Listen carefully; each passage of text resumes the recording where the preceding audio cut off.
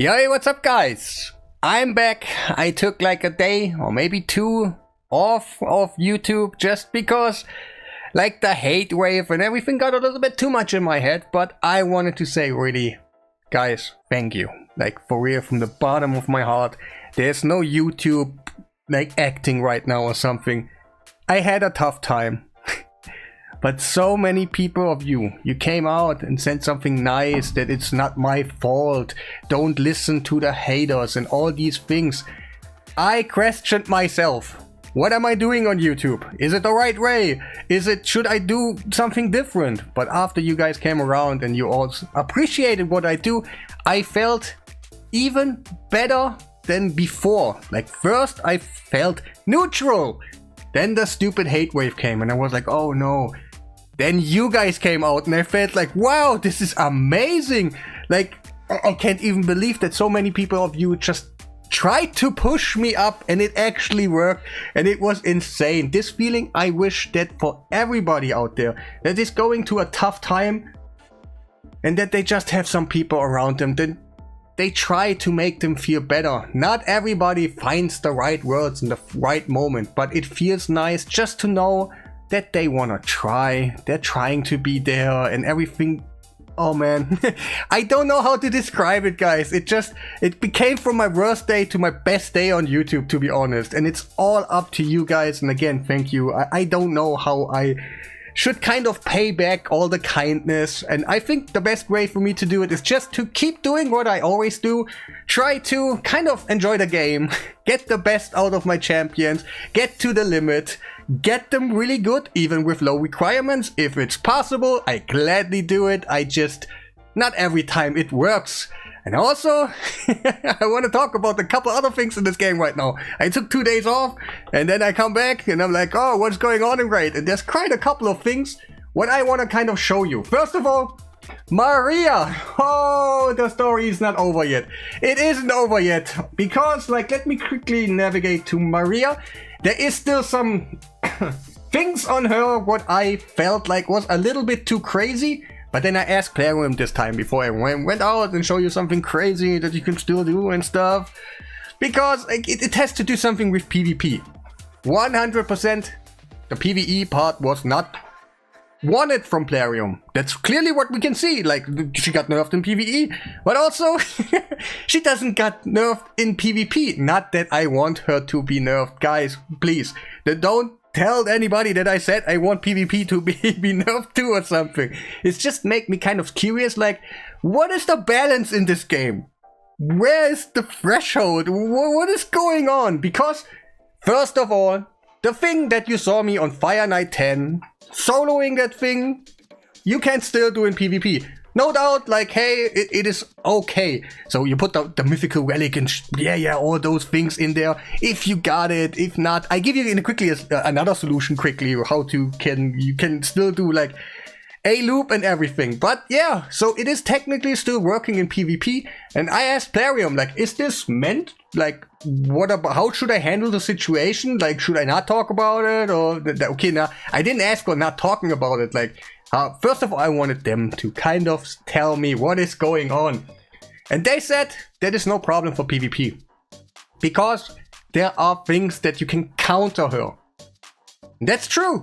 I thought like, hey, to be honest, PvE is always strict. They always do the same. You can totally prepare for everything.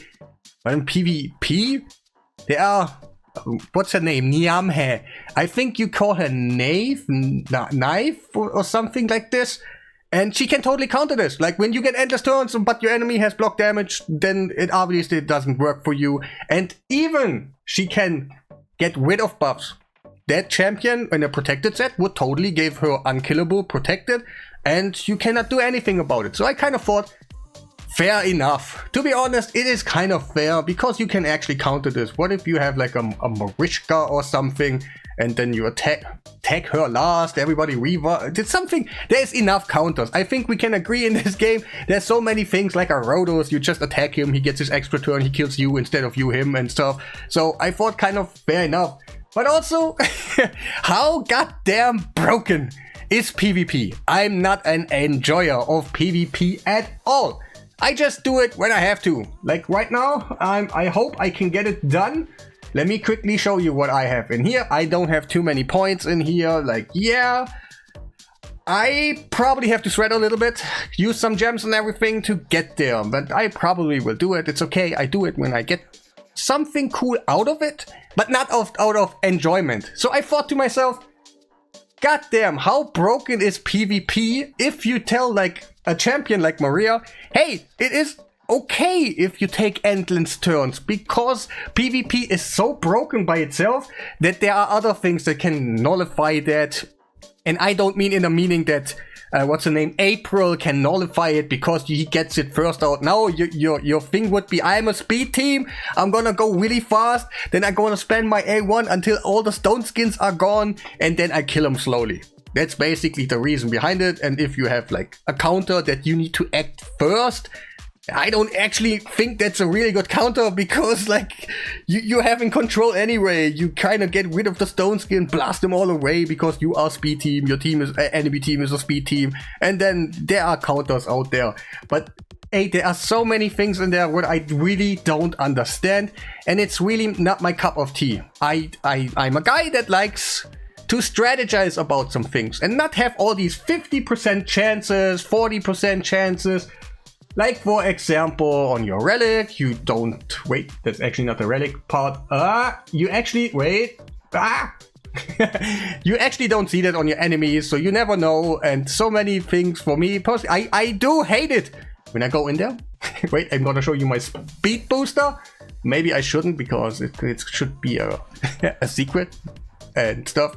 But yeah, that's my speed booster right now. Technically, he has all the things that I need, besides a blessing to make him really fast and stuff. And also the blessing. But his part is I'm gonna do a freeze. And if I don't freeze, I turn meter boost. If I freeze, I don't turn meter boost. I think that's totally cool. Like, I get so many things. And with the combination I can bring up, that is kind of a nasty thing for me. But then there comes the wand in, and every time it's like, 50% chances and stuff. And then I don't... Yeah, I not use him, because I think like, okay, that kind of went wrong a long time. And then I use something like Mario. Then I use his A2, poof, I'm stunned myself. So these things I really don't enjoy, and it's a little bit these days, clear me out if I'm wrong, a little bit too random, and also a little bit too broken what all these champions can do together. And sometimes you need a whole library if you have 4 mythical champions in front of you and you are not well aware what they do. It seems like impossible things. Here, that guy takes a double turn. Here, this guy transforms, makes them unkillable. This guy transforms, and then they have this and that. And then there's a stupid debuff on you that you never seen before. Pain Link, what does that even mean? I never seen it and stuff. So yeah, it's really, these days, kind of funky. I also want to talk about something else, because oh boy. I think it's over already.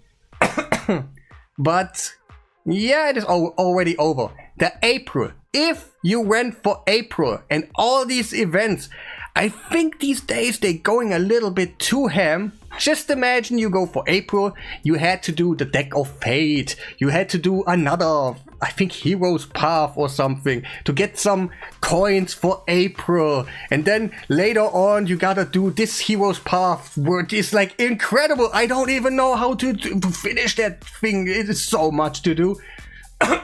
And I spent my shots already, so what am I supposed to do? I can use my gems, but I also want to keep my gems for the Leonardo thing. And what I see right now is that everything is just meant to drain you down to the darkest deepness of the ocean until you drown. That when Leonardo comes around, that you just don't have anything left. What I think is a really kind of a hardcore thing to do is to lock these things behind a hero's path.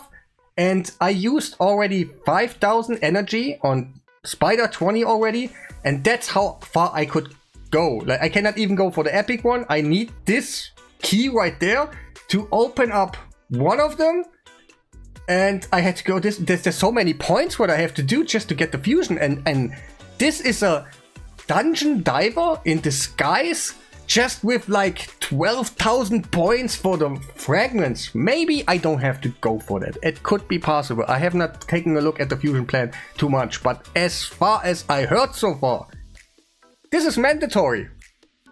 And if not, like, oh yeah, I don't know, like why put the fusion fragments in here? And to be honest, guys, the string of events is a little bit overwhelming, and it seems like this is the hardest thing we ever done in a collab. There were other collabs where I had like 10x chances.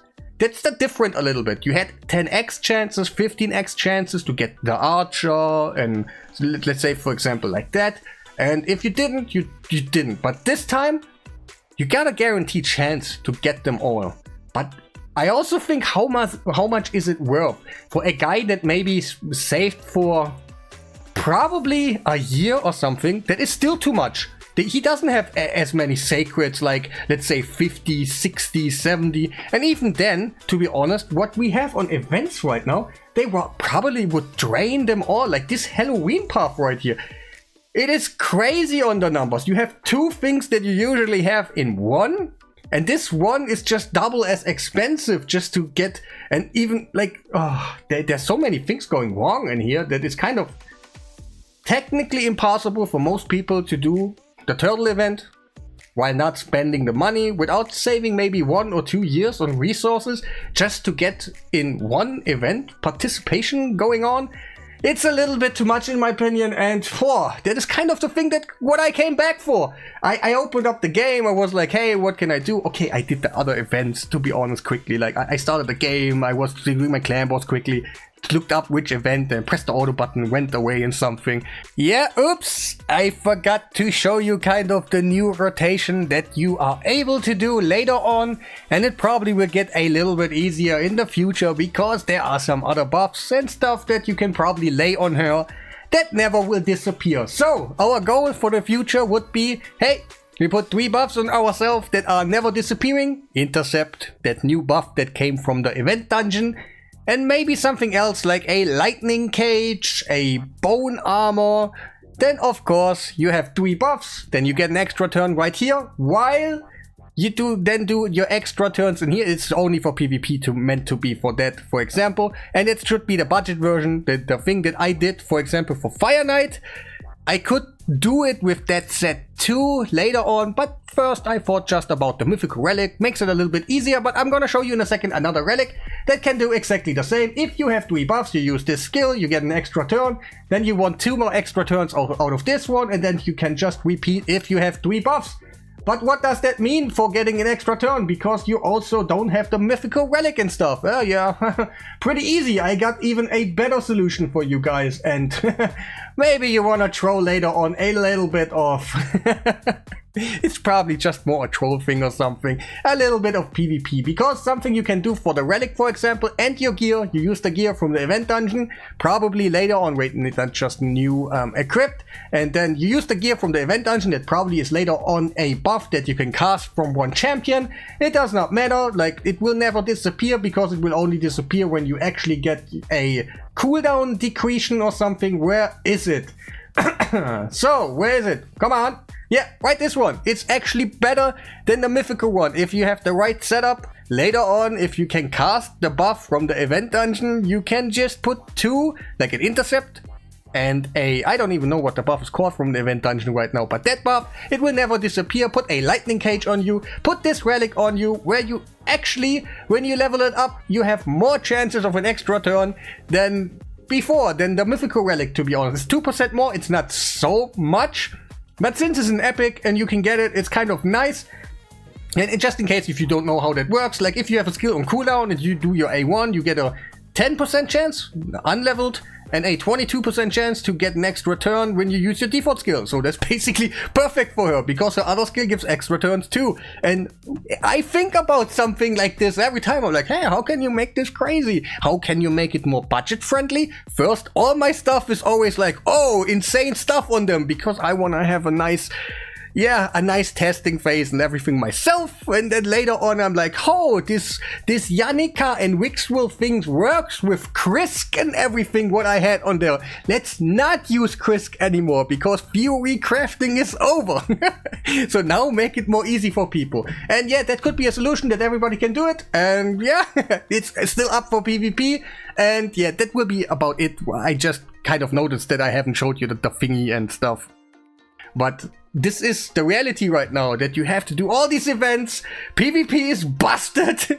And I'm still really thankful for everybody that came around, said something nice. You saved my day. And this comes from the bottom of my heart. It's just really not acting, nothing. I really appreciate you being here for the worst time on YouTube for me ever. And you made it actually a better day for me. So really thank you. That will be the end of the video. And I, like always, and I mean it, I hope you have a great day.